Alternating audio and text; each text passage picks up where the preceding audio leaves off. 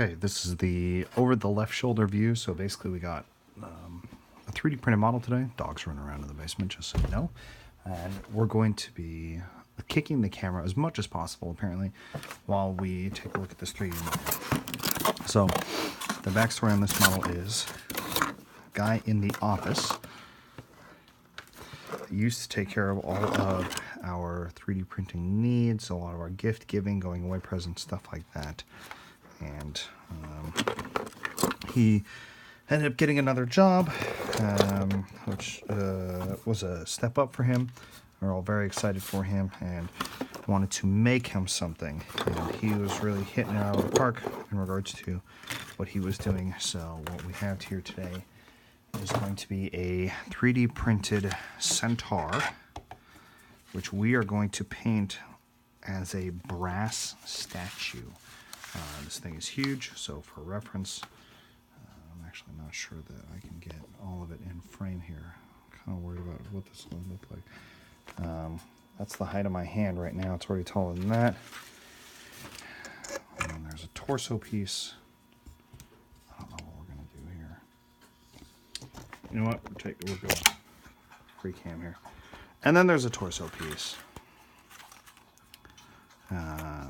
Things like the head and everything get pinned onto here. And then we're going to go through. And we've got arms, legs. One arm has a bow. And basically go through and clean up and do the fitting today for all of these pieces. And it's going to be very exciting. I'm now kind of worried about how I'm going to cam this, but frankly, we're not going to be doing all of it kind of vertically here. We're going to be doing it broken down into piece by piece. So what's actually going to happen is most of this stuff just gets set off to the side first, and then we really start with modeling gear. So picked this up recently. This was actually a really good deal. Found it at Lowe's for, I think it was only like $4. Couldn't have been happier. And we're just basically going to take a look at certain things. Starting with the first being that gap right there. So that gap and the legs need to be filed down. What it looks like it is initially, depth looks good. Based on the way it gets tight, I'm guessing these are too wide. So that kind of snugs on there.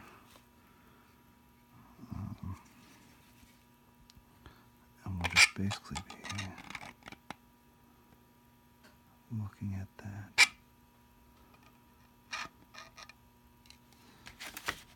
So, first things first, I'm going to check a couple things.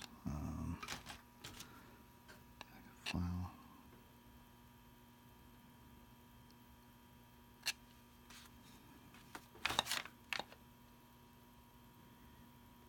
So that tells me there's a little bit room left over there, is that the depth of the leg is greater than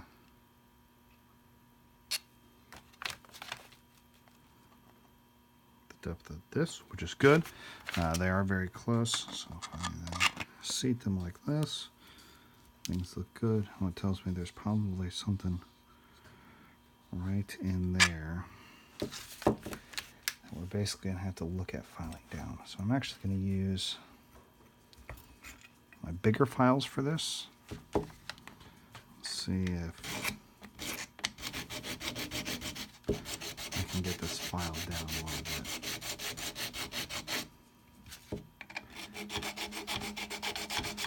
I don't think it'll take much.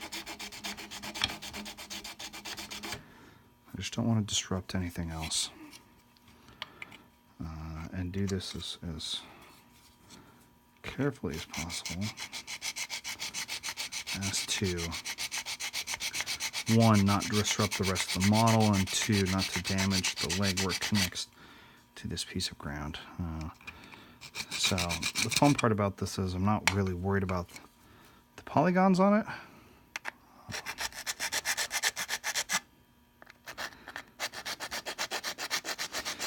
Because we're going to be doing a brass statue style model.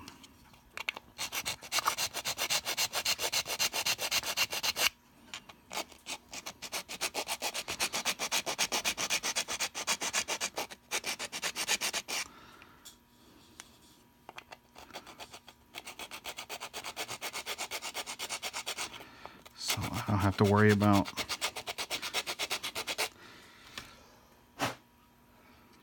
hey, sweetie. Pip's in the room. She just came to say hi. Okay,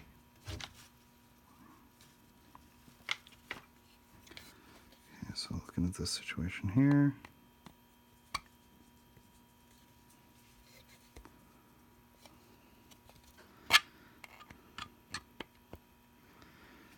So that one's getting better. On the left.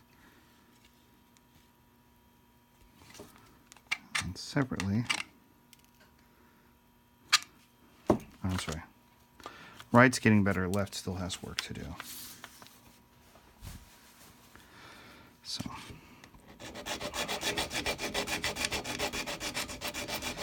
the focus here is to be able to get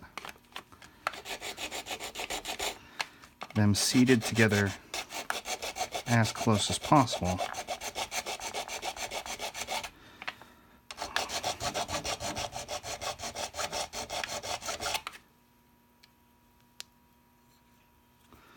Because more work here will mean less work trying to bond and fill cracks.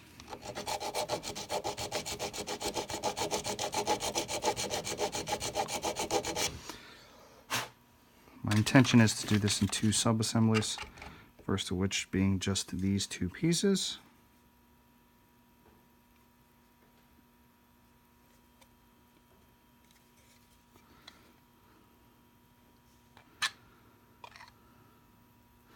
And the second which basically being the entire second upper half of the body. That all assemble, but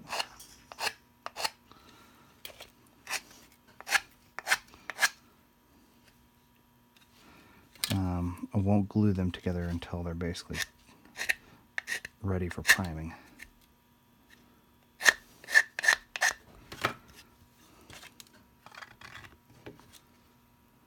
Getting there.